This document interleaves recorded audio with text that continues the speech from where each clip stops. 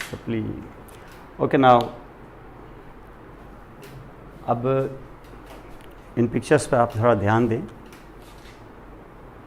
हम पहले जब न्यूरोनाट में हमने स्टार्ट की थी उसमें मैंने आपको बताया था कि सेंट्रल नर्वस सिस्टम को हम डिस्कस कर रहे हैं, और सेंट्रल नर्वस सिस्टम जब हम डिस्कस करते हैं तो उसके साथ पेरिफेरल नर्वस सिस्टम लाजमन हो जाता है। उसके साथ सेंट्रल नर्वस सिस्टम में जब आपने डिस्कस किया था स्पाइनल कार्ड, तो स्पाइनल नर्व एक एटलीस्ट टिपिकल स्पाइनल नर्व हमने कर दी थी उसके साथ। हमें पता था कि कैसे ये रूटलेट्स आपस में अटैच होती हैं with the spinal cord posterior laterally, और मोटर रूटलेट्स एंटीरो लेटरली, और ये आपस में फिर फ्यूज़ होकर द इंटरवर्टिब्रल फोरामेन किस तरीके से, और फिर रेमाय कैसे, प्लेक्सस कैसे बनते हैं, ये नर्व्स किस तरीके से इमर्ज होती हैं, ये सारा हमने यहाँ पर पेरिफेरल नर्वस सिस्टम में देखा था। डार्सल रूट गेंगलिया खास तौर पे इंपॉर्टेंट है क्योंकि cell bodies of first order neuron they stay outside here within the sensory root ganglion. वो सेंसरी रूट हमेशा पोस्टीरियर होता है स्पाइनल नर्व में, इसलिए उसका नाम पड़ जाता है पोस्टीरियर रूट गेंगलियान। सेम यहाँ पर भी पेरिफेरल नर्वस सिस्टम आएगा, और अब की बार होंगी यहाँ पर क्रेनियल नर्व्स, और उनका सेंट्रल नर्वस सिस्टम होगा वो ब्रेन, और वो जो ब्रेन उसका सेंट्रल नर्वस सिस्टम का हिस्सा होगा। तो इसका मकसद ये है कि उस ब्रेन में हमने देखे कि fore brain, mid brain, hind brain, फिर हमने इसको ग्रास फीचर्स किए। उसको हमने बताया आपको कि जब हम मिड ब्रेन, हाइंड ब्रेन, फिर मिड ब्रेन, और उसके बाद हम फोर ब्रेन में जब जाएंगे तो उसके वेरियस पार्ट्स हमने देखे। लेकिन जब हम स्पाइनल कार्ड से अपनी जर्नी कंटिन्यूस रखते हैं तो वो ही 180 डिग्री पर जब हम फिर ब्रेन में एंटर होते हैं तो फिर मेडुला ऑब्लांगेटा पे हमारी फिंगर आती है, और थोड़ा ऊपर चलते हैं तो पोन्स पर। हालांकि पोन्स और मेडुला ऑब्लांगेटा के पीछे सेरिबेलम भी होता है, लेकिन क्योंकि हम एंटीरियर सरफेस से अपनी फिंगर को पास कराते हुए जाते हैं तो फिर हम एक तरह से बाईपास कर लेते हैं सेरिबेलम को, और हमारा हाथ फिर इस वक्त मिड ब्रेन पे आ जाता है, जो हाइंड ब्रेन का हिस्सा नहीं है, वो खुद अपने आप में एक अलग एंटिटी है, अलग आर्गन है। और इस जगह पर यहां पर ये आता है, और ऐसा ही हाथ चलाते हुए जब हम ऊपर जाते हैं तो फिर फोर ब्रेन हमें रोकता है, क्योंकि फोर ब्रेन तकरीबन तब तक हॉरिजॉन्टल हो चुका होता है। और फोर ब्रेन की कौन सी चीज रोकती है? डायंसेफ्लॉन। उस डायंसेफ्लॉन को फ्रॉम ऑल साइड्स कवर करके बैठा हुआ है हमारा सेरिब्रम। तो वो सेरिब्रम और वो डायंसेफ्लॉन मिला के होता है फोर ब्रेन। लेकिन जैसे ही हमारा हाथ ऊपर इस तरीके से चलता है 180 डिग्री पर, तो ये जो तीन स्ट्रक्चर्स है ब्रेन के, जिसमें हाइंड ब्रेन के दो स्ट्रक्चर्स मेडुला और पोन्स, और एक खुद पूरा का पूरा मिड ब्रेन, ये तीनों स्ट्रक्चर्स को मिला के हम एक यूनिट के तौर पे पढ़े तो भी ठीक है। और देखा जाए कि उनको अगर हम स्पाइनल कार्ड के साथ भी मिलकर पढ़े ना, क्योंकि ये 180 डिग्री पे सीधे ऐसे खड़े हैं, तब भी ठीक है। लेकिन हमने ऐसे नहीं किया, हमने कहा कि नहीं, स्पाइनल कार्ड को पहले पढ़ लेते हैं अच्छे तरीके से। और जैसे हम एंटर हो जाएंगे अपने इससे तीन स्ट्रक्चर के सेट के पास, जिनका हमने नाम यूनिट के तौर पे डाल दिया है ब्रेन स्टेम, तो उसके हम पहले करेंगे एक्सटर्नल फीचर्स जो हमने किए। हमने देखा कि उसके इंटीरियर फीचर्स में क्या क्या स्ट्रक्चर्स थे। जैसे हमने मेडुला ऑब्लांगेटा में देखा, तो आपको पता है कि एंटीरियर मीडियन फीचर, तो हमने उसको एक तरह से हमने उनको कंपेयर किया था स्पाइनल कार्ड के साथ। उसी स्टडी को हमने अपने माइंड में रखा है और उसी को अप्लाई किया है हमने ब्रेन स्टेम पर। तो जब मेडुला ऑब्लांगेटा पे आपने जब अप्लाई किया तो वो एंटीरियर मीडियन फिशर जो था, that was present in the anterior median fissure of your medulla oblongata also. कहां से? बिलो से आ रहे हैं आप, यहां से। तो इसका मकसद है कि ये देखिए एंटीरियर मीडियन फिशर होगा यहां पर। ये ट्रांसवर्स सेक्शन से यहां पर जो हमने काटे हैं, क्योंकि ट्रांसवर्स सेक्शन काटे बगैर आप इसके इंटरनल फीचर्स नहीं देख सकते। तो हमने उस तरीके से देखा था। इसका मकसद है कि एंटीरियर मीडियन फिशर है। थोड़ा ऊपर चलें तो वो ये एंटीरियर मीडियन फिशर, थोड़ा ऊपर चलें तो फिर ये और मीडियन फिशर। ये सबसे लोएस्ट है स्पाइनल कार्ड से फौरन बाद। उसके बाद ये है मिडिल में, उसके बाद ये है अपर। इससे अगर ऊपर जाएंगे तो ये होगा फिर पोन्स, लेकिन पोन्स का लोअर हाफ। इससे ऊपर जाएंगे तो पोन्स का अपर हाफ। इससे यहां और ऊपर जाएंगे तो मिड ब्रेन का अपर हाफ, लोअर हाफ, और ये मिड ब्रेन का अपर हाफ। तो यहां से आ रहा है 1 2 3 4 5 6 7। उसमें 8वां आप अपनी मर्जी से लगा दें, चलें वो बोल दें कि भाई ये स्पाइनल कार्ड है, ताकि मैच करने में आपको आसानी। 8 आप सेक्शन, क्योंकि एक बोर्ड पे हम नहीं लगा सके, इसलिए मैंने आपको बताया कि इस तरीके से हम इसको पढ़ रहे हैं। और इनको आइडेंटिफाई करने का तरीका बहुत आसान है, वो ग्रास फीचर से हमें मिल जाता है। हर स्ट्रक्चर पर एक आइडेंटिफिकेशन पॉइंट होता है, जिसको देख के एकदम से समझ जाते हैं कि ये कौन से जगह से ये ब्रेन स्टेम से सेक्शन काटा गया। 7 सेक्शन से, इसका मकसद है 7 सेक्शन पे हमें काटना पड़ा है ब्रेन स्टेम। स्पाइनल कार्ड की तरह ये नहीं कि एक ट्रांसफर सेक्शन काट दिया तो सब कुछ पढ़ लिया। यहां पर हर लम्हे बदलती सूरत है। हालांकि बेसिक स्ट्रक्चर सेम है, वही सेंट्रल कैनाल, तो यहां भी सेंट्रल कैनाल, सेंट्रल कैनाल को सराउंड करने वाला ग्रे मैटर तो इधर भी, ग्रे मैटर में सेंसरी न्यूरॉन्स का पोर्शन जो पोस्टीरियर हॉर्न की शक्ल में, तो यहां भी मोटर हॉर्न है इंटीरियर, तो यहां भी इंटरमीडिएट हॉर्न था वो जो ऑटोनॉमिक नर्वस सिस्टम का, तो इधर भी, और उनको सराउंड करने वाला कौन, व्हाइट मैटर, तो यहां भी वही। और उस व्हाइट मैटर में मौजूद क्या है, असेंडिंग एंड डिसेंडिंग ट्रैक्ट्स, वही सेम, कोई चेंज नहीं है।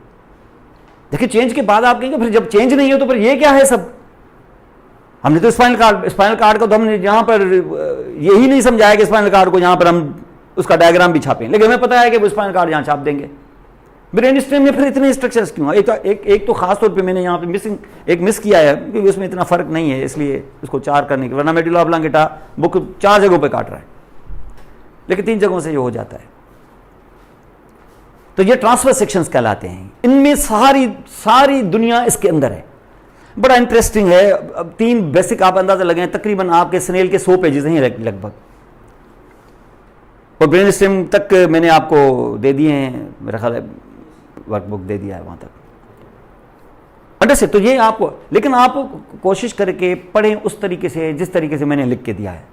अगर आप फॉर एग्जांपल शक करना शुरू करेंगे, जैसे मूवमेंट करते हैं स्टूडेंट, सर ये काफ़ी है, सर ये स्नेल में तो ऐसे लिखा हुआ है, जिस स्नेल में, भाई मुझे पता है स्नेल में कैसे लिखा हुआ है, लेकिन एक बच्चा जो है ना शुरू से जैसे स्टार्ट करता है, तो स्टार्ट करने के टाइम पर कोशिश करके हमेशा जिससे आप इंस्ट्रक्शंस दे रहे हो, जो आपका गाइड है, आप कोशिश करके उसके हिसाब से चलें। लेकिन एक दफ़ा जब आप फर्म हो जाएं, उसके बाद आप अपनी नेचुरल गेम खेलें। शुरू में कॉपी बुक जो किताब में लिखा हुआ है, अभी ऐसे कदम ऐसे लिखना है, ऐसे करना है, ये सारी चीज़ें आप उस कॉपी बुक के तरह, लेकिन उसके बाद आप अपनी नेचुरल गेम खेलें, लेकिन शुरू में नहीं। शुरू में वो आपको प्रोटोकॉल देना होगा उस चीज़ को। और हमने मतलब बहुत सारी चीज़ों को देख के आखिर में हमने ये अंदाज़ा लगाया कि स्नेल को हमारा बच्चा नहीं पढ़ सकता। एक दफ़ा उसको रीराइट करके जैसे हमने लिखा है पहले ऐसे पढ़े, उसके बाद जब एक दफ़ा 2-3 दफ़ा ये पढ़ चुका, उसके बाद दुनिया की स्नेल ही क्यों, कोई भी बुक उठा के पढ़े, जो जिस तरीके से लिख रहा है कोई मसला नहीं। फिर आप BRS भी पढ़ लें, IELTS पढ़ लें, जो भी पढ़ लें आप, फिर आपको समझ में आ जाएगी। शुरू में नहीं आएगी, क्योंकि शुरू में वो लोग मुख्तलिफ तरीके से पढ़ा रहे हैं, उनको पता है कि ये स्टूडेंट जो है वो इंटरमीडिएट या प्री मेडिकल में ये सब कुछ करके आए हैं। यहाँ पे हमें पता है कि इतना नहीं है, हम यहाँ इतने है सही बुक्स में है, लेकिन लोग यहाँ पर आपको पता है कि ऐसी भेड़ चाल लगी हुई होती है कि इंटरमीडिएट में तो सिर्फ रटे में ही टाइम निकल जाता है, पता ही नहीं चलता। वो जहाँ जब जाके पहुँचते हैं उधर बोलते हैं कि ये न्यूरॉन, ये सेंट्रल नर्वस सिस्टम, तो स्टूडेंट ऐसे देखते हैं जैसे लफ्ज़ ही पहली दफ़ा सुना हुआ, हालांकि इंटर में सब कुछ है। तो यहाँ पर हमने देखा कि ये सारे स्ट्रक्चर्स यहाँ पर मौजूद हैं, और ये पूरा जो आप यहाँ पे देख रहे हो, तो इनमें हमें करना क्या होता है, ये हमने हर जगह सेक्शन काटे। और जैसे मैंने आपको बताया, अगर मेडुला ऑब्लांगेटा में लोएस्ट सेक्शन जहां से स्पाइनोमेडुलरी जंक्शन है, तो ये वो जगह थी जहां पर वो जो कार्टिको-स्पाइनल ट्रैक्ट्स चल रहे थे, कहां से, सेरिब्रम से। ये लास्ट मोमेंट पर, ये सेम साइड से चलते चलते चलते लास्ट मोमेंट पर स्पाइनोमेडुलरी जंक्शन पर उन्होंने क्या किया था, डीकसेशन 3/4 ऑफ दी कार्टिको-स्पाइनल फाइबर। तो इसका मकसद है कि इन सेक्शंस में सबसे जो नीचे वाला है, इसमें ये ग्रीन कलर की जो जहां आ रही है, ये क्या है, ये पैरामिडल डीकसेशन, ये कार्टिको-स्पाइनल फाइबर्स की डीकसेशन है। ऐसी डीकसेशन में कहीं नजर नहीं आती, तो इसका मकसद है कि ये लोअर मेडुला होगा, कार्डल मेडुला, कार्डल मोस्ट मेडुला, स्पाइनोमेडुलरी जंक्शन वाला, यानी ये वो फोरामेन मैग्नम की लेवल है ये। इसी तरीके से यहां पर अब हमें सिर्फ ये नहीं देखना है, हमें ये देखना है कि इसके अंदर मौजूद है सेंट्रल कैनाल, तो हर जगह पे सेंट्रल कैनाल पढ़े जाएंगे, और कहीं कहीं सेंट्रल कैनाल आपको पता है कि खुल जाता है और बन जाता है वेंट्रिकल, इधर होता है ब्रेन स्टेम में 4th वेंट्रिकल, तो कहीं आपको 4th वेंट्रिकल भी मिल सकता है। भाई 4th वेंट्रिकल हो, सेंट्रल कैनाल हो, सेरिब्रल एक्विडक्ट हो, जो भी हो, वो सेंट्रल स्पेस है, मुख्तलिफ मॉडिफाइड डिफरेंट प्लेसेस, वो पढ़नी होगी आपको। और उसके अंदर CSF मौजूद होगा, और CSF टच करेगा वाल को, यहाँ एपिथेलियम होगा जिसको हम एपिडेमा कहें, तो एपिडेमा होगा, वो पढ़ना पड़ेगा, वो यहां अब देखना पड़ेगा। उसके बाद उसके ऊपर क्या होगा, ग्रे मैटर जो सराउंड करेगा उसको ग्रे मैटर। और जब ग्रे मैटर सराउंड करेगा, तो आप यहां पे देखें कि जब ग्रे मैटर सराउंड कर रहा है, तो अगर आप यहां पर हम इसको कट सेक्शन ऐसे काटते हैं, सेंट्रल कैनाल अंदर है और ये ग्रे मैटर ये है, इस ग्रे मैटर को मैं अगर 2 में काट दूं तो ये लेफ्ट और राइट है। लेकिन आपको बताया था हमने कि ग्रे मैटर के अंदर उसके almost at the middle medial ये एक डिप्रेशन आ जाती है जिसको हम सल्कस कहते हैं। तो इस जगह से क्या हो जाएगी, सल्कस। ये आप इस जगह डिप्रेशन मिल रही है, ये होगी थ्रू आउट, और थ्रू आउट ये पूरी सल्कस की तरह आएगी, ये तो ऊपर कट में ऐसे आई है, होगी ये पूरी सल्कस, इसको सल्कस लिमिटेंस कहते हैं। उस सल्कस लिमिटेंस पर यहां जब मैं अगर डॉटेड लाइन बनाऊं तो इस जगह पर जो न्यूरॉन बैठेंगे वो सेंसरी होंगे और आगे जो बैठेंगे वो मोटर होंगे। अब अगर सेंसरी होंगे और मोटर होंगे तो इसका मकसद है कि जो दूसरी चीज आपको पढ़नी है वो ग्रे मैटर पढ़ना है। ग्रे मैटर के दो टुकड़े होंगे, एक सेंसरी एक मोटर। तो जो पीछे होगा वो सेंसरी न्यूक्लियाई होंगे, सेंसरी सेल बॉडीज होंगी और आगे जो होगा वो मोटर होगा। ऐसा हम स्पाइनल कॉर्ड में देख चुके हैं। लेकिन हमने वहां एक चीज और भी देखी है कि जैसे ये सल्कस लिमिटेंस है तो सल्कस लिमिटेंस के साथ मोटर न्यूरॉन्स का एक छोटा सा टुकड़ा हम स्पेसिफाई करके अलग रख देते हैं, और ऐसा ही काम फिर सल्कस लिमिटेंस के उस तरफ एक छोटा सा टुकड़ा हम सेंसरी में भी रखते हैं। किस काम के लिए? विसरल वर्क्स के लिए। माने इसका मकसद है कि अभी तक तुमने ये जो बाकी बचा हुआ तुमने ये मोटर हार्न देखा,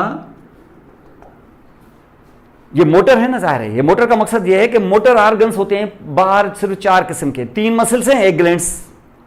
3 मसल्स में से स्केलेटल, स्मूथ और कार्डियक, और ग्लैंड्स में एक्सोक्राइन। सिर्फ इन 4 क्लाइंट्स के पास जो स्केलेटल होता है वो मसल है, वो वाहिद क्लाइंट है जो आपके कंट्रोल में है, बाकी 3 नहीं। और वो जो आपके कंट्रोल में है वो यूजुअली सोमाइट से आता है या सोमेटोमेरिक की चीजों से आता है। इसलिए उनको न्यूरॉन्स सप्लाई जब होते हैं तो ये वाला बड़ा ग्रुप उनको सप्लाई होता है। इसलिए इस ग्रुप को हम कहते हैं क्या? Somatic group. लेकिन वो जो मैंने छोटा सा हिस्सा बचा के रखा है इधर है, ये भी एंटीरियर हॉर्न का हिस्सा, लेकिन क्योंकि ये लेटरली अवेलेबल है तो कभी कभी लेटरल हॉर्न भी कह देते हैं, वरना हॉर्न सिर्फ 2 ही होते हैं। और ये हिस्सा किसको सप्लाई करेगा? इसके जब न्यूरॉन्स के एक्सॉन्स के बंडल बाहर निकलेंगे तो वो टारगेट करेंगे आपके स्मूथ मसल्स को, कार्डियक मसल्स को और एक्सोक्राइन ग्लैंड्स को। तो सीधा बोलो कि ये ऑटोनॉमिक नर्वस सिस्टम है। और वो ऑर्गन्स कहां से डेवलप हुए हैं? सोमाइट से नहीं, मेसेनकाइम से, तो विसरल। तो इसका मकसद है कि ये न्यूरॉन्स कहलाएंगे क्या? Visceral neurons. और ये न्यूरॉन्स थे क्या? Somatic neurons. उससे हमें अंदाजा हो जाएगा कि सोमेटिक न्यूरॉन्स का टारगेट है, क्लाइंट है कौन? Skeletal muscles. और विसरल न्यूरॉन्स का टारगेट है कौन? Smooth cardiac and exocrine glands. फिर ये आगे चल के पैरासिम्पैथेटिक भी हो सकता है, जरूरत पड़ी तो सिंपैथेटिक भी हो सकता है, उनके अपने अपने घर हैं, लेकिन होंगे दोनों ही विसरल। और ये जब विसरल बाहर निकलते हैं तो ये किसको टारगेट करते हैं? ये विसरल है, और विसरल को मेसेनकाइमल भी कहते हैं। तो इसका मकसद है कि न्यूरॉन विसरल हैं, लेकिन वो जो ऑर्गन्स हैं वो मेसेनकाइमल है, वो मेसेनकाइम से डेवलप हुए। अब इनको पता है कि जिन क्लाइंट्स के पास हम जा रहे हैं वो मेसेनकाइम से डेवलप हुए हैं। जब ढूंढ के आएंगे वो मेसेनकाइमल स्ट्रक्चर्स के पास, तो वो क्लाइंट किस नाम से पड़े हुए होंगे वहां पर? स्मूथ कार्डियक मसल और एक्सोक्राइन ग्लैंड्स। क्या ऐसा हुआ है कि ये मेसेनकाइमल है और वहां जाके पहुंचे हैं, ये तो पता चला कि हम तो स्मूथ मसल सोच के आए थे, यहां तो स्केलेटल मसल पड़े हुए हैं, और वो बोल रहे हैं कि हम मेसेनकाइम से डेवलप हुए? ऐसा होता नहीं है, जाहिर है एक जगह हुआ है सिर्फ, हेड एंड नेक में। वैसे ऐसा होता नहीं है। नॉर्मली विसरल न्यूरॉन्स जब भी गए तो अल्लाह ताला उनको कहां पहुंचाएगा? स्मूथ कार्डियक और एक्सोक्राइन ग्लैंड्स के पास। वो exocrine gland, smooth cardiac muscle जो कहां से डेवलप हुए हैं? मेसेनकाइम से डेवलप हुए। मेसेनकाइम से डेवलप हुए हैं वो चुपचाप फरमाबरदार तरीके से स्मूथ कार्डियक और एक्सोक्राइन हो जाते हैं। एक जनरल रूल है बाबा, जो मेसेनकाइम के मट्टी से उठेगा वो स्मूथ कार्डियक और एक्सोक्राइन ग्लैंड ही बनेगा, और वो बन जाता है। इसलिए इन न्यूरॉन्स को तुम विसरल तो कहोगे, लेकिन वो उन 3 ऑर्गन्स के पास गए हैं जिन्होंने फरमानबरदारी दिखाई है, जिन्होंने लॉ को ओबे किया है, मेसेनकाइम से उठे हैं, वो स्मूथ कार्डियक और एक्सोक्राइन बने हैं। क्या जनरल रूल फॉलो हुआ है कि नहीं हुआ? हुआ है। तो इन न्यूरॉन्स का नाम तुम विसरल न डालते हुए जनरल विसरल डाल दो,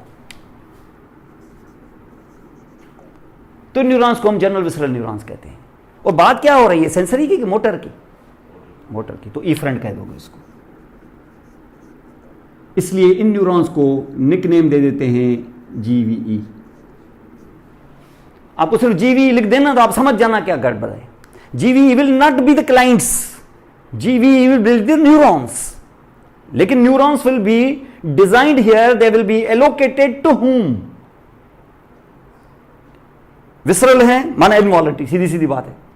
विसरल है तो इनवॉलंटरी, कोई जरूरी नहीं है वैसे, लेकिन इनवॉलंटरी, चलो अगर इनवॉलंटरी है और विसरल है माना मेसेनकाइम से डेवलप होने वाले इनवॉलंटरी स्ट्रक्चर्स माना जनरल रूल फॉलो हुआ है, तो ऐसे विसरल को आगे जनरल डालना पड़ेगा, वरना विसरल डाल देते, सीधी सी बात है। हमेशा ऐसा ही होता है।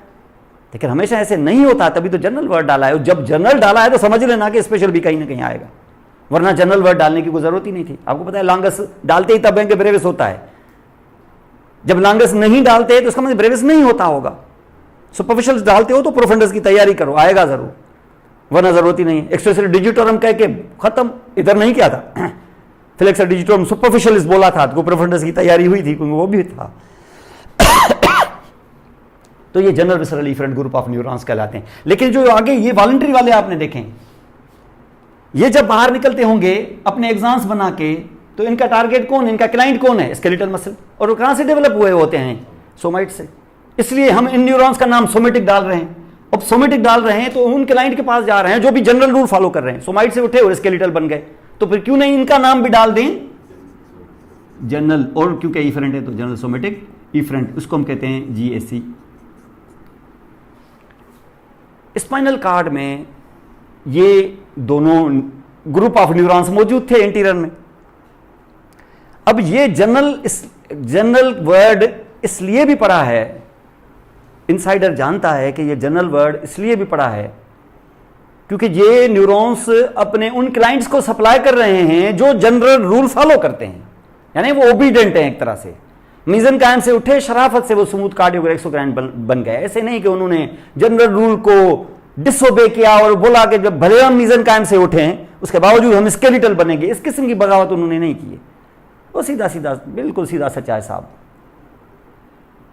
ओसोमाइट से उठे तो हमें पता है कि ये हो जाएंगे स्केलेटल, वो हो भी गए स्केलेटल, मैंने वो जनरल रूल फॉलो किया। तो फिर न्यूरॉन्स को हम सिर्फ विसरल या सोमेटिक नहीं कहेंगे, जनरल विसरल जनरल ओसोमेटिक कहेंगे, और इफरेंट तो हैं ही।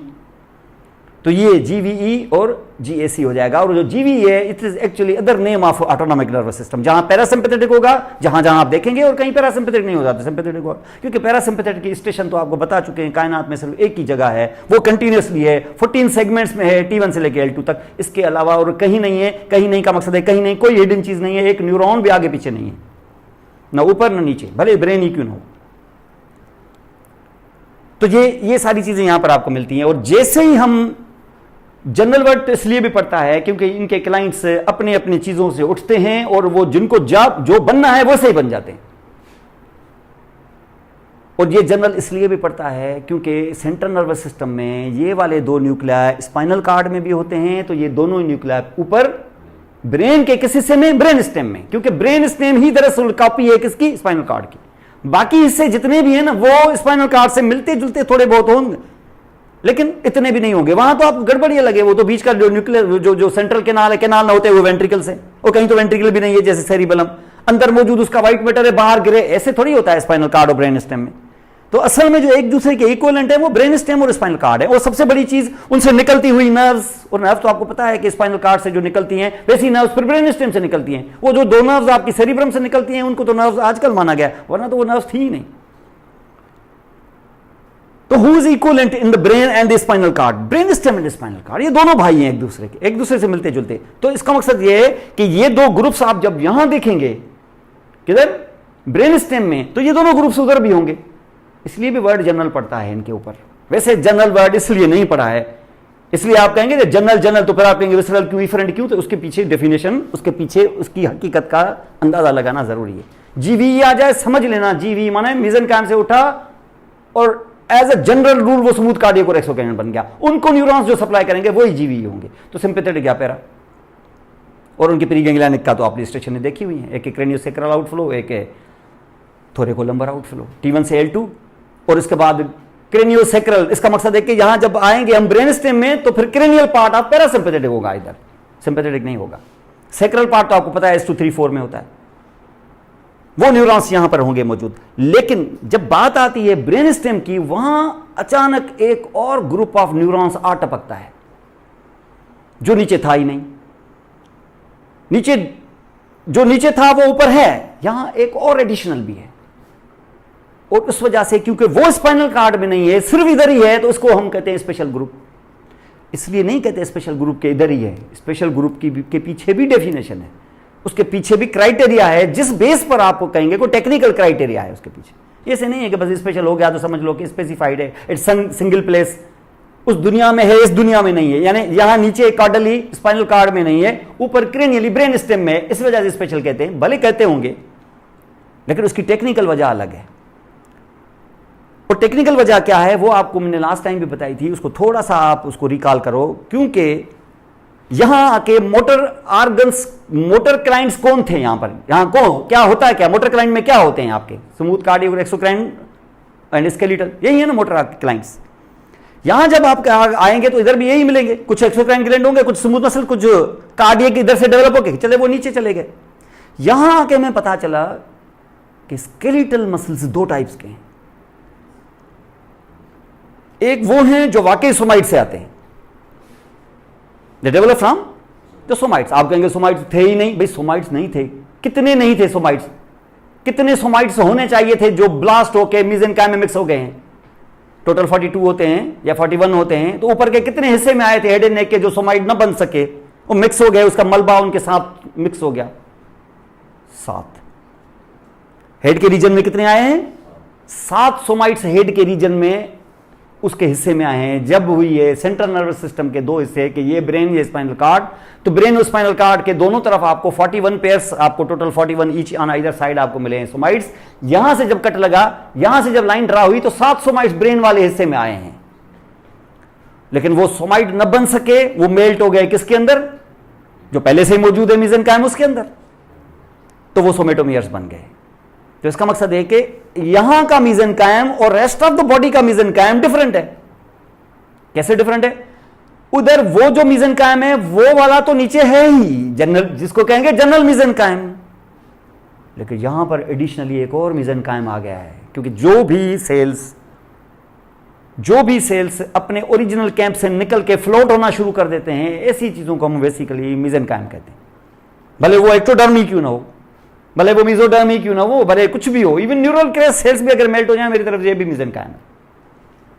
तो यहां का मेसेंकाइम कितने सोर्सेज हैं उसके मेसेंकाइम के, 2 सोर्सेज। एक वो जो जनरल मेसेंकाइम है जो हर जगह होता है, और एक इसमें ऐड हो गया है कौन सा, सोमेटोमेरिक मेसेंकाइम। और ये होने की वजह से एक और चीज डेवलप हो चुकी है कि यहां से सोमेटोमियर्स को बोला गया कि जाओ कुछ बनाओ जाके।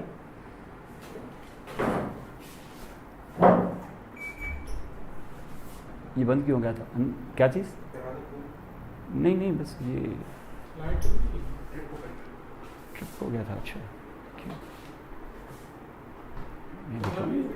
हाँ, मैं तभी सोच रहा था, मैंने कहा इतनी गर्मी क्या। जैसे तो ये इस तरीके से, तो इसका मकसद है कहां से उठाया आपने, मेसेंकाइम से। अब आप इस सोमेटोमेरिक मेसेंकाइम को आप ऑर्डर कर रहे हो, भाई कुछ बनाओ, वो बनाएगा, क्यों नहीं बनाएगा। 7 सोमाइट तोड़े हैं, मलबा तो है, इस मलबे से आप कुछ ना कुछ बनाओ, वो बनाएगा। तो वो आप वहां से बनाएंगे। वो क्या बनाएंगे, जाहिर है उसको मोटर एक्टिविटी के लिए कहेंगे मोटर क्लाइंट्स बनाओ, जल्दी करो।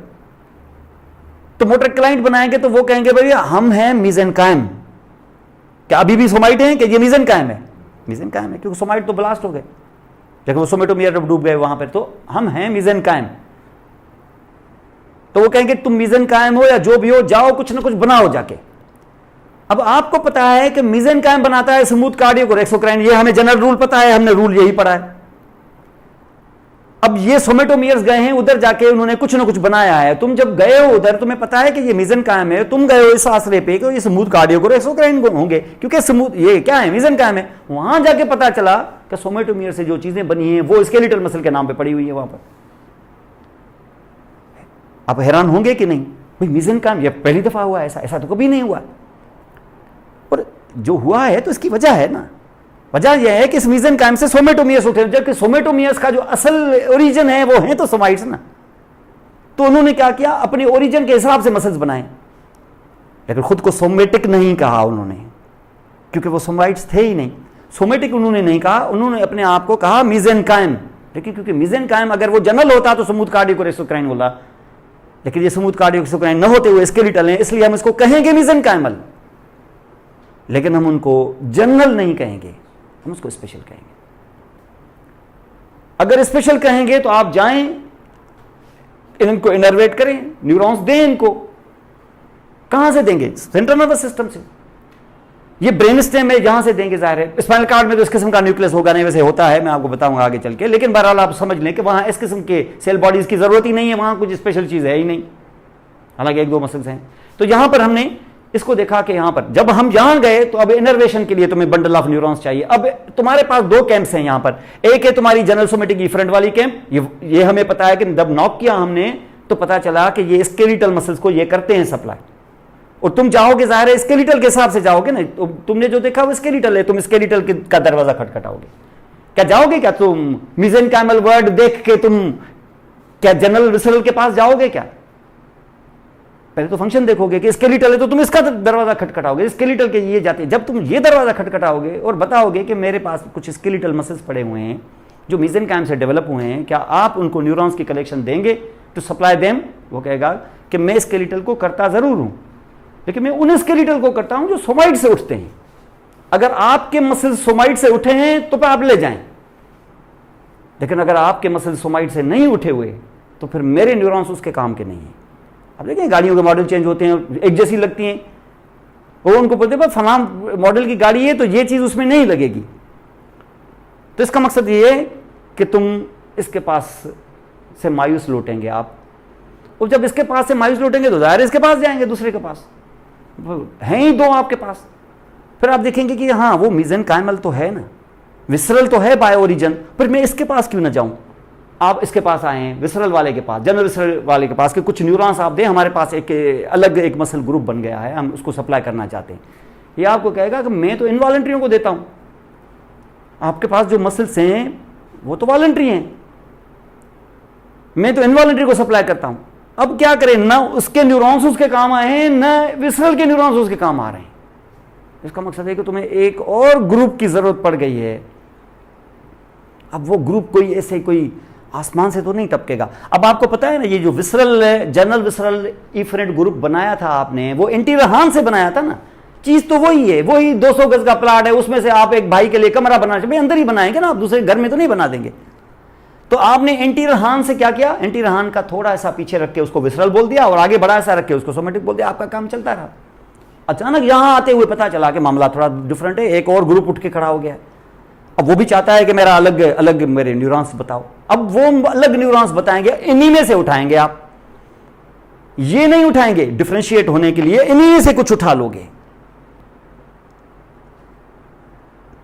भाई अगर एक अलग कम्युनिटी सिंध के अंदर कोई अलग एक अपना इलाका चाहती है तो वो इलाका मरीख से तो नहीं ना आएगा, इधर ही से उठेगा ना, यार इसी का टुकड़ा तोड़ के उनको देंगे ना दायरे, या वो अलग से कोई इलाका आके यहाँ प्लांट करेंगे आप, यही होगा।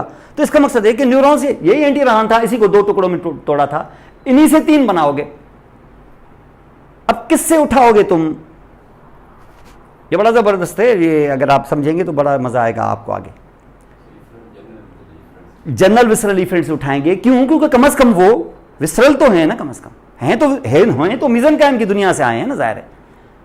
तो इसका मकसद है कि उठाएंगे जनरल विसरल इफरेंट वालों से, और उनको आप बोलेंगे कि आप थोड़े से न्यूरॉन्स हमें दें, हम अपना अलग कमरा बनाना चाहते हैं, और हम उनका नाम हम डालेंगे विसरल इफरेंट, लेकिन हम उसका नाम जनरल नहीं डालेंगे, हम उसका नाम स्पेशल डालेंगे। तो you need actually a special visceral efferent group of neurons that are derived from the general visceral efferent. अब उसको थोड़ा देखें तो फिर मैं लेके आऊंगा यहां पर आपको। अब देखें यहां पर अगर फॉर एग्जांपल मैं जनरल विसरल इफरेंट से उठा के स्पेशल विसरल इफरेंट बनाना चाहता हूं, थोड़ा सा ही ग्रुप है, जाहिर है इतने बड़े मसल्स नहीं है, स्किल्ड तो है नहीं, इतने स्किल्ड तो नहीं है, जाहिर है वॉलंटरी है, स्किल्ड नहीं है, तो न्यूरॉन्स की बड़ी तादाद तो खैर नहीं चाहिए, लेकिन बहरहाल फिर भी चाहिए। अब उसको उठा के मैं यहां आ रहा हूं, अब मैं उसको उठा के किधर बनाऊं? एक अलग लैंड बनाना चाहता हूं। अब कहां बनाऊं मैं? यहां जनरल विसरल इफरेंट से कुछ न्यूरॉन्स मैंने उठाए, अब मैं कहां ले जाऊं? पीछे ले जाऊं कि आगे ले आऊं? क्यों पीछे क्यों नहीं?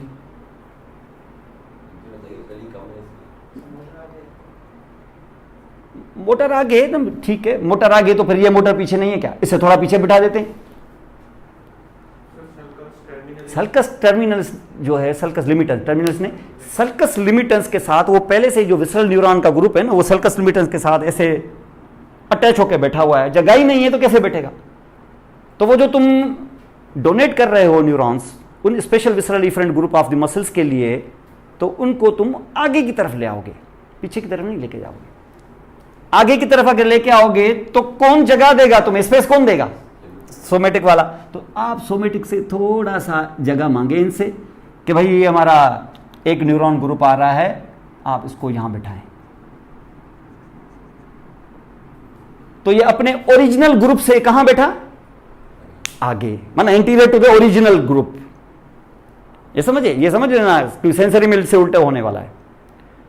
तो इसका मकसद है कि जनरल विसरल। अब आप अगर एंटीरियर टू पोस्टीरियर जाएं तो सबसे पहले क्या पाएंगे, जनरल सोमेटिक इफरेंट, माने उन मसल्स को सप्लाई करने वाले न्यूरॉन्स जो सोमाइट से डेवलप होते हैं बीइंग स्केलेटल।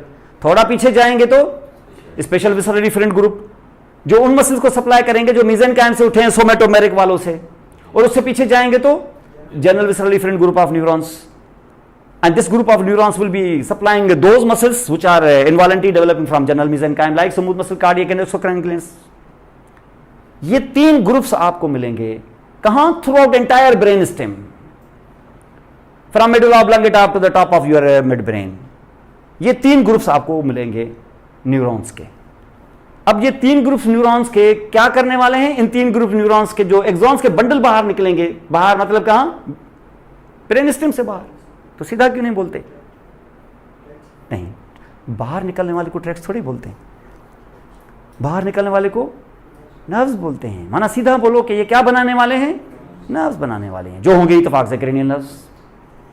कौन सा कंपोनेंट नर्व का, सेंसरी के मोटर, जाहिर है मोटर। वॉलंटरी के इनवॉलंटरी डिपेंड करता है किस न्यूक्लियस से आ रहे हैं, कितने वॉलंटरी कितने इनवॉलंटरी न्यूक्लियर। इनवॉलंटरी दो कहां है, इनवॉलंटरी तो एक ही है, जनरल विसरल डिफरेंट, वॉलंटरी दो हैं, एक स्पेशल विसरल डिफरेंट, भले विसरल हो लेकिन स्पेशल विसरल है तो वॉलंटरी होगा ना वो। और इसके बाद जो जनरल सोमेटिक की डिफरेंट है वो तो वॉलंटरी होगा ही, वो तो जनरल सोमेटिक है तो जाहिर है वो वॉलंटरी होगा। लेकिन स्पेशल विसरल डिफरेंट रोकेंगे आप, है भी विसरल है, कहीं इनवॉलंटरी तो नहीं है, देख लो स्पेशल है, अगर इनवॉलंटरी होता तो जनरल होता। तो इसका मकसद है कि दो वॉलंटरी एक इनवॉलंटरी का ग्रुप आपको मिला है, ग्रुप। अब इनको आप पहले देखें। अब ये अगर आप ब्रेन स्टेम स्पाइनल कार्ड की तरह अगर गोल होता ऐसे, जैसे ये है राउंडेड होता, तो कट लगाने में सेंट्रल कैनाल कैसा होता, गोल। लेकिन आपको बताया गया है पहले जब हम कर रहे थे brain stem on the back side, तो आपको पता है कि शुरू में तो स्पाइनल कार्ड जैसा ही है, लेकिन up to the half of medulla वो पीछे से क्या हो जाता है, खुल जाता है ऐसे पीछे से, और खुल जाता है ऐसे, जो खुल जाता है तो वो कैनाल रहता है कि ओपन कैविटी बन जाता है। और जब ओपन कैविटी बन जाता है तो वो वेंट्रिकल होता है, कौन, अपर मेडुला। और जब हम पोन्स में जाते हैं तो पोन्स अपर मेडुला की तरह तो वो पूरा 100% खुला हुआ है। क्या चीज बन गई, सेंट्रल कैनाल न रहते हुए वो भी फोर्थ वेंट्रिकल, तो फोर्थ वेंट्रिकल की कंटिन्यूटी होती है। लेकिन जैसे हम मिड ब्रेन में आते हैं वो एकदम से क्लोज हो जाता है, ऐसे ही क्लोज हो जाता है जैसे स्पाइनल कार्ड क्लोज है। और स्पाइनल कार्ड क्लोज की वजह से उसमें सेंट्रल कैविटी होती है, और सेंट्रल कैविटी को हम कहते हैं सेरिब्रल एक्वेडक्ट, क्योंकि वो नीचे जुड़ी है किसके साथ, फोर्थ वेंट्रिकल के साथ, और ऊपर जुड़ेगी किसके साथ, central cavity of third ventricle, central cavity of diencephalon के साथ, जिसका नाम है थर्ड वेंट्रिकल। तो सीधा बोलो कि ये छोटी सी डक्ट जो है दो वेंट्रिकलों को जोड़ती है, डक्ट है, डक्ट को कहते हैं सेरिब्रल एक्वेडक्ट, यानी मिड ब्रेन के सेंट्रल कैनाल का दूसरा नाम है सेरिब्रल एक्वेडक्ट। लेकिन आप इस पूरे ब्रेन स्टेम को पढ़ने की खातिर ऐसे समझें कि इसको आपने पूरा खोल दिया है, जो है नहीं ऐसा। अगर ये पूरा जब खोल, अब जब अब बंद होता, तो अगर ये बंद होता तो अंदर से क्या होता, ग्रेमेटर, और ग्रेमेटर के सेंटर पे ये क्या होती, सल्कस लिमिटेंस, ठीक है ना, ऐसे है ना यहां पर सल्कस लिमिटेंस। जब मैंने इसे खोल के अंदर देखा तो ये वाला जो इंटीरियर एरिया होगा ये क्या होता, ये क्या है, मोटर के सेंसरी, मोटर, और ये सेंसरी। ये सल्कस लिमिटेंस के साथ जो मैंने अभी ये बिठाया छोटा सा टुकड़ा, ये क्या है, जनरल विसरल इफरेंट, और बाकी क्या है, जनरल सोमेटिक, बाकी जनरल सोमेटिक इफरेंट। अभी तो दो हैं ना सिर्फ, लेकिन उसके साथ अगर फॉर एग्जांपल यहां से ये आप दो इस तरीके से बिठाएं, चलें ठीक है, ये स्पाइनल कार्ड है, समझ लो ब्रेन स्टेम भी ऐसा है, लेकिन ब्रेन स्टेम ऐसा नहीं है, ब्रेन स्टेम कहीं खुला है कहीं बंद है, आप समझ लो ब्रेन स्टेम पूरा ही खुला है ऐसे। अगर इसको मैंने ऐसे खोला पूरा, तो अब की बार वो जो एंटीरियर हार्न थे ये वाले अब एंटीरियर होंगे, एंटीरियर ही होंगे। वो जो लेटरल थे क्या वो लेटरल होंगे कि वो भी इंटीरियर आ जाएंगे? ऐसे खुलने से दोनों इंटीरियर, तो ये दोनों इंटीरियर हो गए। अब तो कॉन्फ़िगरेशन चेंज हो गई। अब आप क्या कहेंगे? अब आप वो जो इंटीरियर थे और जो लेटरल थे वो भी इंटीरियर आ गए हैं, तो दोनों को इंटीरियर न कहते हुए एक को कहेंगे मीडियल और एक को कहेंगे lateral group of neurons. Lateral column, medial column. Medial कौन? जो पहले इंटीरियर था। मोटर नहीं, मोटर तो है, दोनों मोटर हैं, जो जनरल सोमेटिक इफरेंट, और उससे जो लेटरल है वो कौन? General visceral efferent. Brain stem में ऐसे रहेगा। अब कैसे रहेगा? अब यहां पर आप देखें, इसको मैं मिटा देता हूं और आपको ब्रेन स्टेम दिखाते हैं कि ब्रेन स्टेम की कॉन्फ़िगरेशन कैसे होगी और ये आपको सेक्शन समझने में कैसे आसानी होती। अब यहां से आप देखेंगे, आप क्योंकि ये आप स्कीम पहले बनाएंगे उसके बाद आप इसमें दाखिल होंगे। ये देखें, मैंने बीच में काट दिया है इसको। ये सारा का सारा समझ लो कि फोर्थ वेंट्रिकल है, समझ लो कि ऐसा है, जो है नहीं यकीन। तो यहां इस तरीके से आएंगे और बीच में जो सल्कस है उसको हम कहते हैं मीडियन सल्कस। इस तरफ का एक हाफ पढ़े आप, लेकिन वो जो हाफ पढ़ते हैं उसमें भी तो एक सल्कस होती है जिसको कहते हैं सल्कस लिमिटेंस। ये सल्कस लिमिटेंस है। अब सल्कस लिमिटेंस के अंदर क्या है? सल्कस लिमिटेंस का एक ये मीडियल वाला हाफ हो गया, एक लेटरल वाला हाफ हो गया। वो जो मीडियल वाला हाफ है वो किस काम के लिए? मोटर के लिए। और जो लेटरल वाला है वो नहीं ये तो सारा ग्रे मैटर है ना। ये जो मैंने ऐसे किया, ये सल्कस लिमिटेंस है। मैंने जब सल्कस लिमिटेंस को इसको पूरे को खोला तो सल्कस लिमिटेंस से जो मीडियली पूरा हाफ होगा ये मोटर होगा ना, और इससे यहां जो पूरा हाफ होगा वो सेंसरी होगा। तो ये पूरा हाफ क्या है और ये पूरा हाफ। लेकिन इस मोटर के अंदर जो सबसे मीडियल होगा वो जनरल सोमेटिक इफरेंट होगा। गुड। वो ये जो मैं इस वक्त लाइन खींच रहा हूं, ये कॉलम किस चीज का है? Very good. ये हमेशा याद रखना, ये बहुत काम में आने वाला है आपको। इसको हम कह सकते हैं जनरल सोमेटिक इफरेंट। और क्यों कह रहे हैं इसको जनरल सोमेटिक इफरेंट? क्योंकि ये उनके लिए मोटर इनर्वेशन प्रोवाइड कर रहा है जो स्केलेटल हैं, जो सोमाइड से डेवलप हुए हैं। और उसके बाद जो आप दूसरी चीज देख रहे हो वो जो इससे लेटरल है, जो सल्कस लिमिटेंस के साथ बैठा हुआ है, वो कौन है? General visceral efferent. क्या सिर्फ ये यहां है कि स्पाइनल कॉर्ड में भी हैं? जो जनरल हैं तो यकीन है वहां भी होंगे। तो हम इसको कह सकते हैं जनरल विसरल इफरेंट। क्यों कहते हैं जनरल विसरल इफरेंट? क्योंकि ये उन मेसेनकाइमल स्ट्रक्चर्स को सप्लाई कर रहे हैं, स्मूथ कार्डियोकोएक्सोक्राइन ग्लैंड्स को, जो मेसेनकाइम से डेवलप हुए हैं। जनरल रूल है, ओबीडेंट है, जो रूल है उनको फॉलो किया है, हट के कुछ नहीं किया। लेकिन हमें पता चला कि हट के भी एक हुआ है, एक ऐसा रेबेल ग्रुप है जो बाहर जाके मेसेनकाइम से उठ के बाहर जाके वो उड़ रहा है, वो स्केलेटल बन गया है। भले स्किल्ड नहीं है क्योंकि आया है मेसेनकाइमल दुनिया से, सुस्ती उसमें होगी वही, लेकिन यह है कि वॉलंटरी है, यही बहुत है। मुर्दे में जान पड़ गई है एक तरह से, ये भी बहुत बड़ी चीज है। तो यहां से क्या होगा? तो तीसरा जो मसल उठाएंगे आप, जो तीसरा ग्रुप होगा वो कहां से उठाएंगे? इसी ब्लू वाले से उठाएंगे, जनरल विसरल इफरेंट से। बिठाएंगे इस तरफ नहीं, क्योंकि सल्कस लिमिटेंस है, दीवार लगी हुई है इस तरफ आपको, क्योंकि सोमेटिक वाले में जगह बहुत होती है, वो थोड़ा कंप्रेस हो जाएगा। ठीक है, तो यहां से आप इस वक्त में इस मसल को आपको यहां इस ग्रुप को इधर बैठा रहा हूं आप, ग्रीन। ये कौन सा है? Special visceral. लेकिन मेडुला पे रोक दूंगा मैं इसको। क्यों? क्योंकि वो स्पाइनल कॉर्ड में नहीं होगा। और इसको हम कहेंगे यहां पर स्पेशल विसरल इफरेंट ग्रुप। अब ये आपको यहां इस हिसाब से तो समझ में आ गया होगा कि मोटर एरिया के अंदर अब ये वाले जो ग्रुप हैं, ये स्कीम तो आप हर हाल में बनाएंगे अपने हाथ से, और इसको यहां बनाएंगे तो ये न्यूरॉन्स के कलेक्शन ऐसे लाइन की तरह बैठे हुए हैं। अब मैं सबसे पहले लेके आ रहा हूं, चलो रेड वाले ग्रुप ऑफ न्यूरॉन्स को, जो जनरल सोमेटिक इफरेंट है, जो बनाते हैं क्या? एग्जाम्स के बंडल, जो नर्व बनाएंगे, वो टारगेट करेंगे किसको?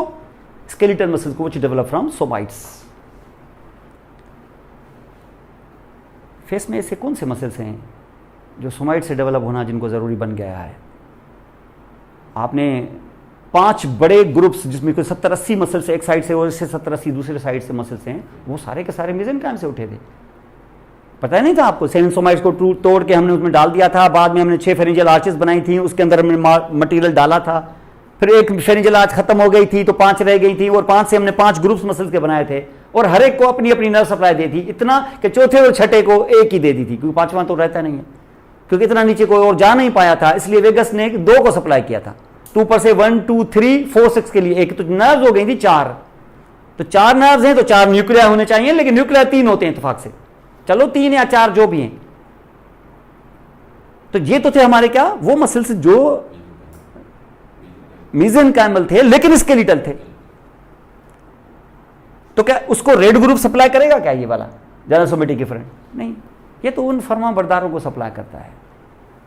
तो इसका मकसद है कि किसको सप्लाई करेगा? ऐसे स्केलेटल को जो सोमाइट से आए। आपने सोमाइट तो हमने तोड़ के मलबा बना दिया, सोमाइट कौन से, किधर है सोमाइट? भाई तुमने भले कितना मलबा बना दिया हो, सोमाइट अगर तुम्हारे पास नहीं है मौजूद, तो सोमाइट से उठने वालों मायोब्लास्ट को तुम इंपोर्ट तो कर सकते हो ना। आईफोन कौन सी तुम बना लेते हो, जेब में पड़ी है ना आपके, मर्सिडीज पे घूमते हो ना, C-130 प्लान्स हैं ना तुम लोगों के पास, बना दो तुमने, बना दो तुम कुछ भी नहीं हो, है आपके पास हर चीज। वो जो बनाते हैं उनके पास भी नहीं है, आपके पास है। तो इसका मकसद यह है कि हम उसको इंपोर्ट कर सकते हैं। वो तभी हम स्टूडेंट को कहते हैं बाबा साइंस वाइंस को छोड़ो, साइंस हमें वारा नहीं खाती साइंस। हम दीन से भी गए हैं, साइंस से भी गए हैं, तो छोड़ो, गो टू द बेसिक्स, पहले जाएं बेसिक्स की तरफ जाएं, वहीं से आपके चश्मे उधर से ही फूटते हैं। तो जहां से आपको स्केलेटल मसल, इसका मकसद ये है कि तुम्हें इंपोर्ट करने पड़ते हैं, बाहर से स्पेशलिस्ट मंगवाने पड़ते हैं। बाहर से माने कहां से? बाहर से सोमाइट्स। भाई 7 गए थे ना, बाकी तो है ना 31 से ज्यादा, तो उन्हीं में से सोमाइट्स में से कुछ को मायोब्लास्ट के, कुछ मायोब्लास्ट को लेके आ जाओ फेस में, और फेस में तुम बना लो। ऐसा करना क्यों जरूरी है? जब तुम्हारे पास 80 हैं, उन्हीं में से 80 हैं तो 85 बना लेना चलो, क्योंकि वो थोड़े सुस्त मसल्स हैं, वो ऐसे काम नहीं करते, वो छोटा मोटा काम कर देंगे, ऐसे जनरल प्रैक्टिशनर टाइप होंगे लेकिन स्पेशलिस्ट नहीं होंगे। ये पेसमेकर इम्प्लांट नहीं करेंगे, ये दवाई लिख के दे सकते हैं मायोकार्ड इन्फार्क्शन, अंजाइना वंजाइना की, लेकिन पेसमेकर ये डालने के लिए फिर कोई बड़ी चीज़ चाहिए, वो कोई तोप चाहिए, वो डॉक्टर नहीं चाहिए,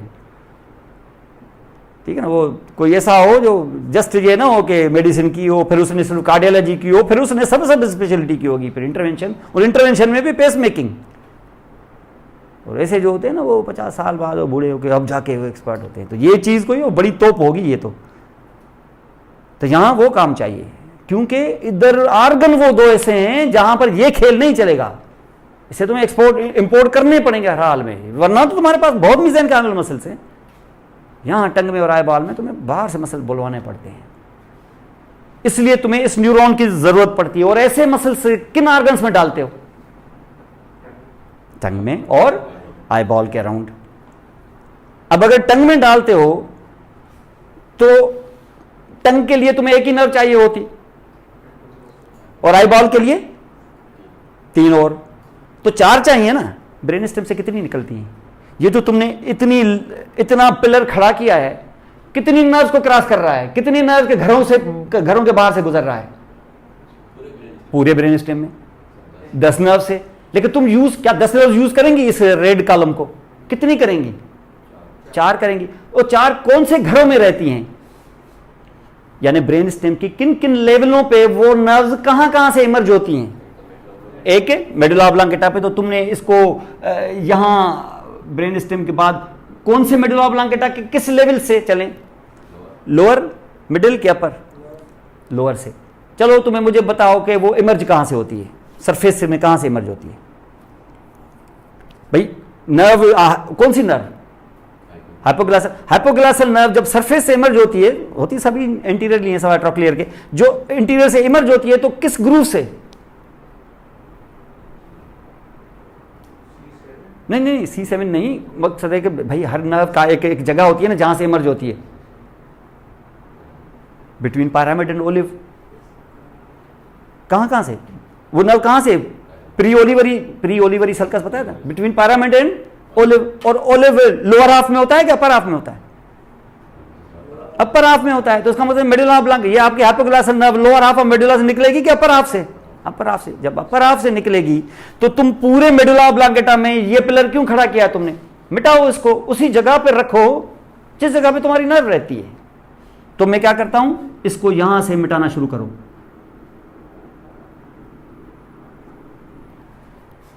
क्यों? क्योंकि नीचे कोई नर्व है ही नहीं। जिस जगह से भाई जो नर्व का घर होगा उसी घर पे न्यूरॉन्स की कलेक्शन होगी ना, हर जगह क्यों होगी? तो इसका मकसद ये हुआ कि ये जो इस वक्त यहां पर मैंने कलेक्शन न्यूरॉन्स की बताई, ये मुझे किधर मिलेगी? मैं जब कट सेक्शन काटने जाऊंगा तो अपर मेडुला वाला देखूंगा, और अपर मेडुला में मैं किस जगह पर लोकेट करूंगा उसको? मिड लाइन के करीब। ये देखिए मिड लाइन उसके करीब, ये समझ गए, मिड लाइन के करीब। फिर आप उसके जो एग्जॉन्स बाहर निकालेंगे तो वो क्या बनाएंगे? नर्व। कौन सी नर्व? तो अब उसका नाम, इस हाइपोग्लासल नर्व के इन बंडल्स ऑफ एग्जॉन्स के अंदर ये सेल बॉडियां होंगी ना, और सेल बॉडियां होंगी तो इसका क्या नाम? न्यूक्लियस नहीं डाल सकते। सेल बॉडी की collection with in central nervous system for one particular action, it is called what? Nucleus. तो इसका नाम डाल सकते हैं न्यूक्लियस ऑफ हाइपोग्लासल नर्व। अब मर्जी हो जाए तो हाइपोग्लासल न्यूक्लियस ही डाल दो, चलो। और जैसे ही किसी न्यूक्लियस का नाम आए तो 5-6 क्वेश्चंस। न्यूक्लियस का नाम, उसकी कैटेगरी, कौन सी कैटेगरी है? General somatic efferent. क्यों? क्योंकि ये उन मसल्स को सप्लाई करे जो सोमाइट से डेवलप हुए हैं। अब ये सोमाइट तो है ही नहीं, हमने इंपोर्ट जो किए हैं। अब जरा डॉक्टर बाहर से मंगवाया है, वो यहाँ आके कोई ऐसी चीजें खाता है जो यूरोप में खाता था। अब जाहिर है वो आप करेंगे ना, उसको आप वो चीजें देंगे, इसलिए नहीं आप उसको देंगे कि नहीं नहीं हम यहाँ कढ़ाइयाँ खाते हैं, आपको कढ़ाई खानी है तो यही फोत हो जाए 2 दिन में। तो यहां पर ये क्या होगा? ये आप इस तरीके से देंगे तो this is called what? Hypoglossal nucleus. उसके बाद इसी न्यूक्लियस को और कौन यूज करेगा? थोड़ा ऊपर चढ़े, 3 नर्व्स हैं और ये 3 डिशेस और के आगे भी प्लेटें रखेंगे हम, इसी चीज की बनी हुई। थोड़ा ऊपर चलेंगे तो एब्ड्यूसेंट होगी, छठी नर्व। और छठी नर्व किधर होती है? लोअर के अपर? लोअर पोन्स में होती है, जहां फेशियल कोलिक्यूलस वगैरह होता है। इसका मकसद है कि ये जो आपका पोन्स है, पोन्स के लोअर लेवल पे ये रखेंगे, तो पोन्स के लोअर लेवल पे ये रखेंगे। उसके बाद क्या मैं इस कॉलम को छोड़ूं क्या? नहीं, मैं देखता हूं कि अगली नर्व कौन सी है। थोड़ा ऊपर चले, कौन सी? मिड ब्रेन में। कौन सी? ट्रॉक्लियर नर्व, चौथी नर्व। तो चौथी नर्व ट्रॉक्लियर है मिड ब्रेन के, लोअर मिड ब्रेन में। और आखिर में कौन सी है?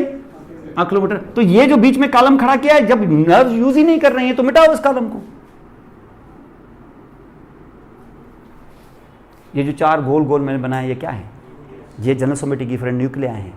नीचे वाला हाइपोग्लासल है, और ये एब्ड्यूसेंट है, और ये ट्रॉक्लियर है, और ये और किस किस लेवल पे है ये भी पता चल गया आपको। अब नाम भी न्यूक्लियस का पता चल गया, लोकेशन का भी पता चल गया, एक्सटेंट का भी पता चल गया तुम्हें।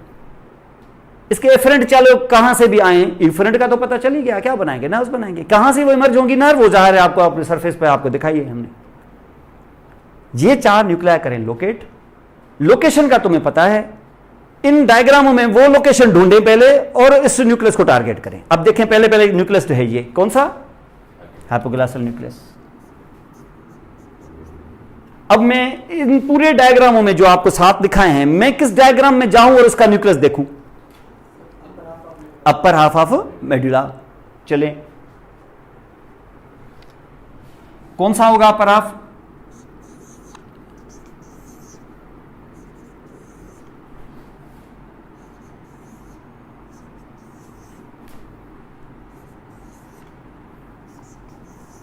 सात नंबर लगाया मैंने। अपर हाफ कौन सा है? थर्ड है। थर्ड या फोर्थ नहीं, थर्ड है। क्यों थर्ड है? क्योंकि अपर हाफ में, अपर half of the medulla, highest medulla जो है, उसको हम किस नाम से, क्या टाइटल देते हैं? The level of the olive. Olivary nucleus यहां है, बाकी में है क्या? और बल्ज इधर ही बना है ना। हालांकि पैरामिड तो दूसरी जगहों पर भी हैं, लेकिन it is actually the sulcus between pyramid and olive ना। इसका मतलब ओलिव वाली जहां सल्कस होती है, ओलिव अपर हाफ में होता है, और ये अपर हाफ में ओलिव है, और ये पैरामिड तो जो सल्कस से निकला है ना, ये नर्व निकली है। चलो नर्व, हमें नर्व नहीं देखनी है, नर्व तो हमें पहले भी देख लिया, हमें इसको ढूंढ के उसका न्यूक्लियस ढूंढना है। अब मैं न्यूक्लियस कहां? अपर मेडुला में मैंने उठाया तो है, किस जगह ढूंढूं? मिड लाइन के सबसे करीब। और मिड लाइन के सबसे करीब, वैसे ये ब्लैक डॉट्स के साथ सारे न्यूक्लिया हैं, मोटर न्यूक्लिया, और वो जो हमने खाली खाली छोड़े हैं ये सेंसरी हैं। मोटर न्यूक्लिया हैं, ये आपकी मिड लाइन है, एक ब्लैक है, ये दूसरा ब्लैक है, तीसरा ब्लैक है। मुझे बताओ कौन सा ब्लैक हाइपोग्लासल का होना चाहिए? सबसे medially.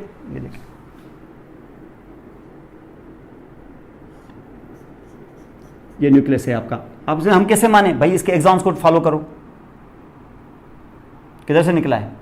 Sulcus between pyramid and olive, यहां सल्कस से निकला है। तो ये कौन सी नर्व है? हाइपोग्लासल नर्व है। This is actually called the hypoglossal nerve.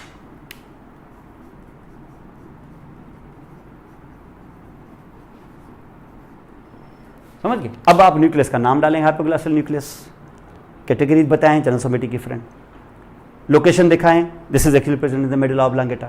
कहां? अब जो मेडुला अगर ऐसे खुला है तो तुमने फोर्थ वेंट्रिकल की तरफ से अगर हाथ डाला तो फोर्थ वेंट्रिकल में ये फील होगा कि नहीं? बल्ज है ना इसका, इसको हम कहते हैं the floor of fourth ventricle. कौन से वाले फ्लोर में? अपर हाफ ऑफ द फ्लोर में कि lower half of the floor? Lower में जाहिर है मेडुला वाले में, क्योंकि अपर हाफ तो प्रीपोन्स में होगा। और इसके बाद इसकी एक्सटेंट कितनी है? Upper half of medulla. Efferent कहां से आते हैं? हायर कंट्रोल होगा उनका कोई ना कोई, लेकिन इसके इफरेंट क्या करते हैं? बाहर निकल के नर्व बना लेते हैं। और नर्व कौन सी है? हाइपोग्लासर नर्व। कहां से इमर्ज होती है? वो तो सरफेस पे हमने देख ली थी। न्यूक्लियस के क्वेश्चंस हो गए। यहां पर आ जाएं आप इस स्कीम में, थोड़ा ऊपर चलें और ये देखें कौन सा न्यूक्लियस है? एब्ड्यूसेंट, जो लेटरल रेक्टस को सप्लाई करेगा। ये देखने के लिए कहां जाएं? कौन सा सेक्शन काटे? लोअर पोन्स। नंबर 5 क्यों कहा? लोअर पोन्स और अपर पोन्स के बीच में जो सबसे बड़ा डिफरेंस होता है वो होता है फेशियल कोलिक्यूलस का। और फेशियल कोलिक्यूलस का मकसद है कि सेंटर में एब्ड्यूसेंट का न्यूक्लियस और उसके अराउंड घूमने वाले फेशियल के एक्सॉन्स, जिसकी वजह से वो गोलाई हो जाए। फ्लोरा फोर्थ वेंट्रिकल में आपको गोलाई दिखाई नहीं थी हमने, एक जिसको हम कहते हैं फेशियल कोलिक्यूलस। और फेशियल कोलिक्यूलस अंदर जाके आपको बनता हुआ नजर आ रहा है कि ये है मिडलाइन में एक न्यूक्लियस है और ये थोड़ा सा लेटरली दूसरा है। इसके फाइबर्स घूमते हैं हर दफा जब घूमते हैं तो गोलाई बन जाती है और गोलाई फ्लोरा फोर्थ वेंट्रिकल पे बल्ज बनाती है। कैसा? ट्रायंगुलर के गोल, तो गोल को कोलिक्यूलस कहते हैं। और कोलिक्यूलस किसने बनाया है? एब्ड्यूसेंट ने, कि दरअसल फेशियल के फाइबर्स ने, इसलिए इसको फेशियल कोलिक्यूलस कहते हैं, एब्ड्यूसेंट कोलिक्यूलस नहीं कहते। एब्ड्यूसेंट का न्यूक्लियस तो उसके अंदर दफन हो गया है, तो ये यहां पड़ा हुआ है। और ये इसमें ऐसा कुछ नहीं है, इसमें सीधा सीधा ट्राइजेमिनल नर्व के सेंसरी मोटर रूट बाहर निकल रहे हैं, तो ये तो अपर मोटर है, ये तो ट्राइजेमिनल लेवल है, ये फेशियल कोलिक्यूलस की लेवल है। इसमें मैं कहां ढूंढूं इसको? एक तो मीडियल, एक तो मोटर में, तो मोटर में भी कहां? Most medially. और मोस्ट मीडियली में ये तुम्हारी मिडलाइन है और मोस्ट मीडियली ये ब्लैक कलर का जो न्यूक्लियस देख रहे हो ये है। तो ये न्यूक्लियस क्या है? This nucleus is abducent nucleus. नाम abducent nucleus. Category general somatic efferent. Location तुमने देखा, floor of fourth ventricle in the lower pons, extend lower pons only. Efferent ऊपर से आते हैं, हायर कंट्रोल और इफरेंट बनाते हैं आपका एब्ड्यूसेंट। अब आप एक और क्वेश्चन करेंगे कि ब्रेन स्टेम में इसके दूसरे एनालॉग्स, दूसरे भाई कौन से हैं? अभी तक कौन सा है? इसी जैसा, इसी के कॉलम में बैठा हुआ, इसी के पेट से निकला हुआ, जनरल सोमेटिक इफरेंट की मां के पेट से जन्म लेने वाला दूसरा बेटा। इसका सगा भाई कौन है? इन न्यूक्लिया में इसका सगा न्यूक्लियस कौन है? हाइपोग्लासल का। ये भी आप पूछेंगे। इन दोनों को जोड़ के आप पूछेंगे कि सेंट्रल नर्वस सिस्टम में मैं अगर नीचे देखूं स्पाइनल कार्ड में, तो इन जैसा नीचे कौन है?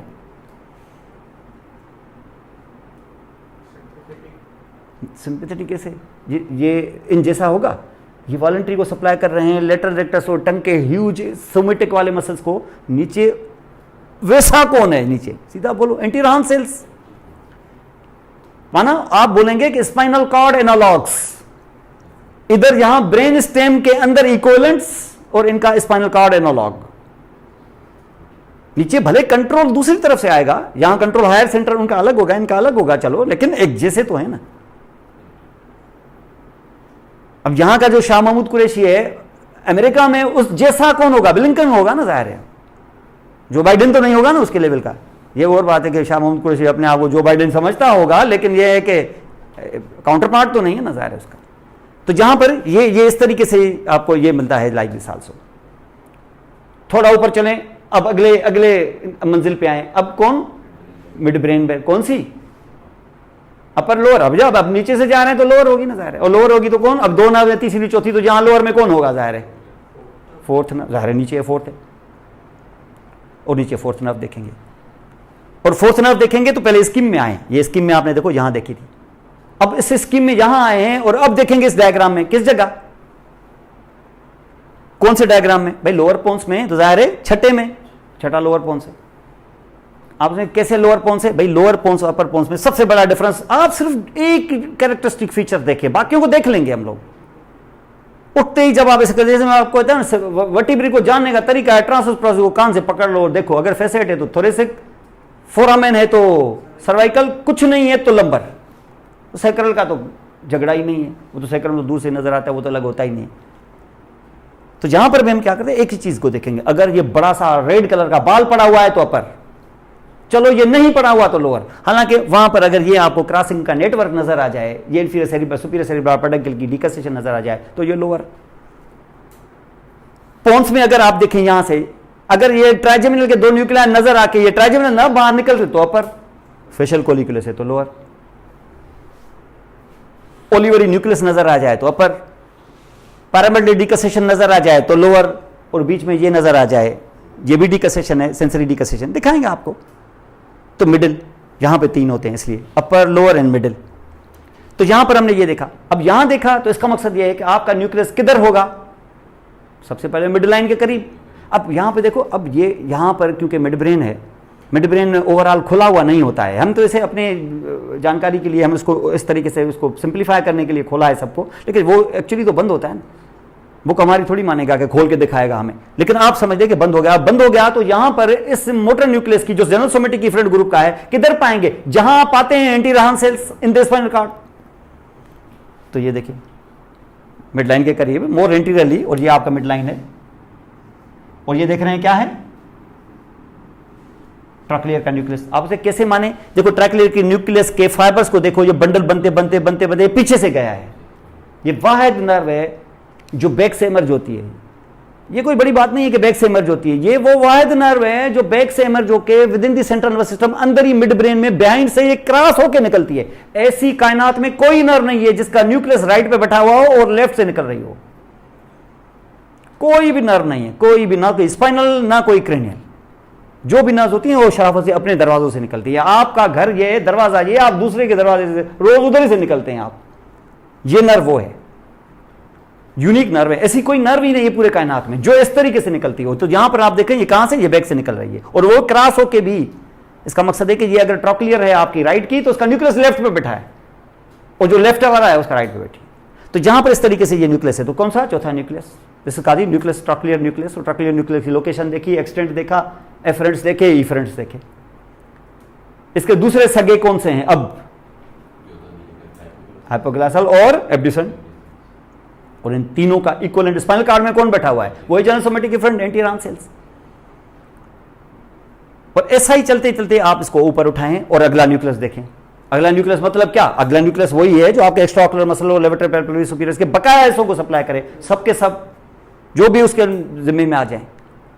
कौन सा, ऑक्लोमोटर। और आपको पता है कि वो अपर मिड ब्रेन में, अपर मिड ब्रेन का मकसद है कि 7वें डायग्राम में जगह कौन सी, वही सेम जगह, इक्विवेलेंट जगह, लेकिन वहां नहीं कि वो पीछे से जाना इसका, फिर वही जो सबका है वो आगे से। ये देखें यहां से आप, ये वो जगह नहीं है जो एंटी राहन सेल्स की होती थी, क्योंकि ये क्लोज्ड है ना, इसलिए हम इसे ओपन करके दिखा रहे हैं आपको सिर्फ। तो ये क्लोज्ड इस तरीके से यहां पर आ गया, ये बाहर निकल के आ गया ऐसे, और ये देख रहे हैं आप नर्व। तो न्यूक्लियस का नाम डाल देंगे आप, ऑक्लोमोटर न्यूक्लियस, बड़ा इंपॉर्टेंट न्यूक्लियस है oculomotor nucleus. Location upper pons, upper mid brain, किस जगह, most middle to the mid line in the interior part of the grey matter. जो ग्रे मैटर आपको पता है, ये सेंट्रल सेरिब्रल एक्वेडक्ट को सराउंड करने वाला ग्रे मैटर। और उसके बंडल ऑफ एग्जाम्स क्या बनाने वाले हैं, इफरेंट्स, ऑक्लोमोटर नर्व। और कहां से निकल रही है ऑक्लोमोटर नर्व, इंटरपेडिकुलर फोसा से। ये देखें दो पेडेंकल्स हैं, उसके बीच में बड़ी गैप है, वहां से निकल रही है। ये देखें दोनों नर्व्स दोनों साइड से आ रही हैं। इसके दूसरे सगे भाई कौन से हैं जो यहां बैठे हुए हैं, वो 3 बाकी, एब्ड्यूसन, ट्रॉक्लियर, एब्ड्यूसन। लेवल में आप लेवल वाइज बताएं, ऐसे नहीं कि आपको ग्लास फला ऊपर से आ गए तो नेक्स्ट उसके साथ जो भाई बैठा हुआ है वो इसे नाक के नीचे बैठा है, कौन, ट्रॉक्लियर। थोड़ा नीचे जाओगे तो एब्ड्यूसन, और नीचे जाओगे तो, और इन चारों भाइयों का अगला काउंटर पार्ट बैठा है स्पाइनल कॉर्ड में, एंटी राहन सेल्स। ठीक है ना, अपने दिमाग को ऐसे ब्रेन स्टॉर्मिंग करो, घुमाओ इसको। कोई जरूरी नहीं है बुक आपको जो बताए, जो आप समझें अच्छा। असल चीज यह है कि इन चीजों को समझना है, क्योंकि समझना यह है कि आप पूरा नेविगेट करें। आप पेशेंट जब हिस्ट्री बताएगा तो आइडिया हो जाएगा आपको कि फलां जगह गड़बड़ हुई है, ये फलां की है, ये मूवमेंट खत्म है तो मसला इसका है, दूसरे का नहीं है, वो सही है, टंग सही काम कर रही है, ये काम है, ये फलां है, आइडिया आ जाता जाएगा आपको कि किस जगह लोकलाइजेशन। और ये 4 न्यूक्लिया हैं इस वक्त अभी तक। कौन से, मोटर न्यूक्लिया, कौन से, जनरल सोमेटिक इफरेंट के ग्रुप के ये मोटर न्यूक्लिया हैं 4। लेकिन जैसे आप लेटरली आएंगे, ये ब्लू कलर का, ये जनरल विसरल इफरेंट होंगे। क्या सभी नर्व्स यूज करेंगी ये इसे ब्लू कलर के जनरल विसरल इफरेंट कॉलम को? नहीं। इससे निकलेगा क्या, प्रीगैंग्लियनिक पैरासिम्पैथेटिक। आपके सिंपैथेटिक क्यों नहीं भाई, सिंपैथेटिक T1 और L2 के बीच के अलावा कहीं नहीं होता है। तो यहां कौन होगा, क्रेनियोसेक्रल आउटफ्लो है, तो माना पैरासिम्पैथेटिक का क्रेनियल आउटफ्लो इधर होगा। क्या सारी नर्व्स में प्रीगैंग्लियनिक फाइबर्स होते हैं? क्योंकि आपको पता है ना कि ये नर्व्स जो ये जो प्रीगैंग्लियनिक और पोस्ट गैंग्लियनिक फाइबर्स होते हैं, ये अपनी नर्व नहीं बनाते, ये बनी बनाई नर्व्स यहां से फूट रही हैं 10 नर्व, तुम में से 4 टैक्सियों को पकड़ो और उनमें से ऊपर चढ़ जाओ उनके ऊपर, तुम्हें कौन सी जरूरत पड़ी है अपनी नर्व बनाने की? तो प्री गैंग्लियनिक नर्व्स किसके ऊपर रन करती हैं? क्रेनियल नर्व, सारी प्री गैंग्लियनिक पैरासिम्पैथेटिक किसके ऊपर? क्रेनियल नर्व्स के, ऑलरेडी एस्टेब्लिश्ड क्रेनियल नर्व। कौन सी? इन 10 में से कितनी? 4। तो न्यूक्लियाई भी कितने होने चाहिए? और होते भी 4 हैं, डरे मत, 4 ही होते हैं। तो 4 न्यूक्लियाई होते हैं। 4 न्यूक्लियाई होंगे तो 4 नर्व्स को इस्तेमाल करेंगे। तो ये कॉलम तुमने इतना बड़ा क्यों खड़ा किया है? मिटाओ इसको और 4 टुकड़े बनाओ।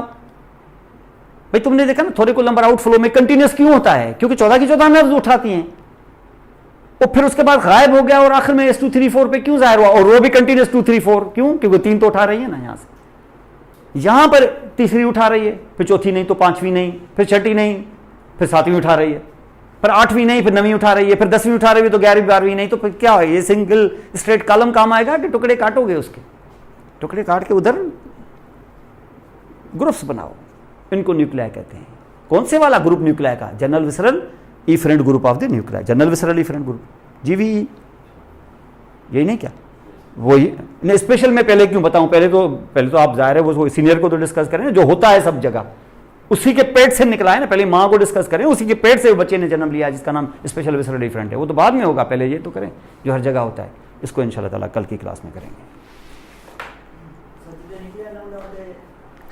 खाली खाली